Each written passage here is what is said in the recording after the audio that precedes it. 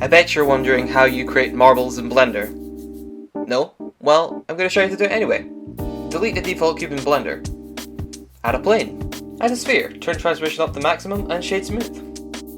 Remember to turn on screen space reflections and refraction for the object. This is very important as I want it to be see-through and also transmissive.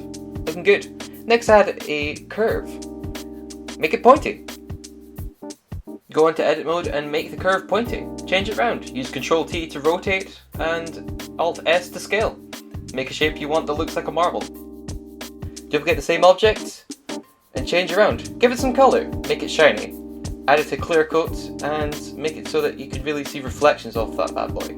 Then go into the shading editor and add an environment texture node and drop in an HDRI to make your marble shine. Looking much better. Shiny.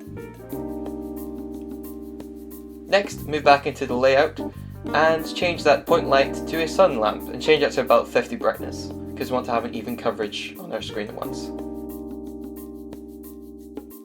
Turn your curve into an object and then place it inside the sphere. Make it look like a marble.